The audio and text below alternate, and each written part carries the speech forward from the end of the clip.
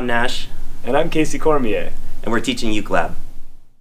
So Uke Lab is an experiment that I've been thinking about for a few years now. I've been really looking for a way for my group students to have a consistent place to come for building skills, a consistent place to come for learning new repertoire, and then also having a little more of a social element than private education can provide. So the idea behind Uke Lab is really trying to create differentiated material, different monthly content that we're using to develop skills in different levels, beginner, intermediate, and advanced. And then the last week of the month, we're trying to get everybody together, all of the levels, to learn from each other, play music together, have fun together, and try to play those pieces in more of an ensemble format. Uke Lab will be unique in that we'll be doing 4-week sessions as opposed to the usual 8 weeks that we do here at Swallow Hill. This really allows for students to choose. We'll actually be working out 2 pieces per session and really getting strong with those, and on the 4th week getting together as one big group and playing all the sections. One thing that's tricky for a lot of students at Swallow Hill and other places is knowing what level of ukulele player they are. Am I a beginner? Am I intermediate? Am I advanced?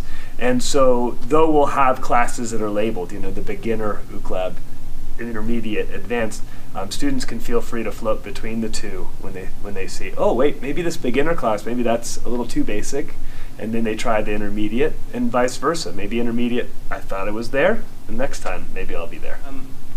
One of the things I love about arranging like this is that there are a lot of different options that you can choose to play.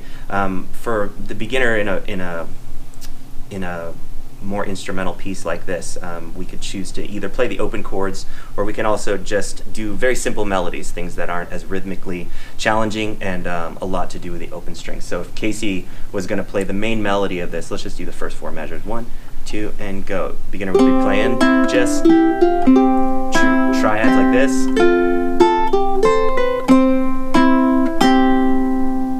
Or you could choose to do the chords. 1, 2, and go.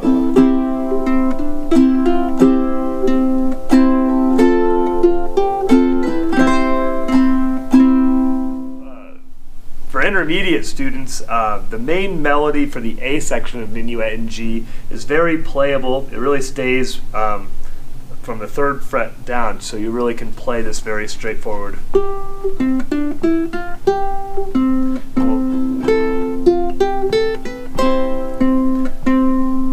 And then the B section, however, is a little bit harder. That's more something that would be a great handoff spot for the advanced students. And then for us intermediate students, we would be playing the B section with chords.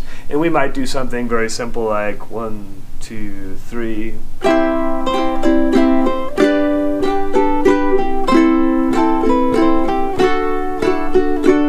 Right, so a little down, down, up, down, 1, 2, and 3, creating some kind of rhythm that still has some challenges. And the chords in the B section switch sometimes on one beat, so there's a good challenge there too.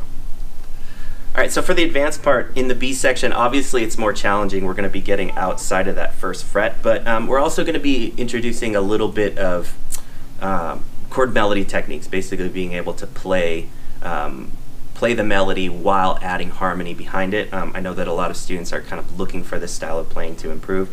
Like the last phrase, it'll kind of climb up the scale. And what we're going to show you is basically how to play that last little melodic phrase inside of chords. So you play a D minor chord with that melody note, a version of C, and then a version of G. Maybe we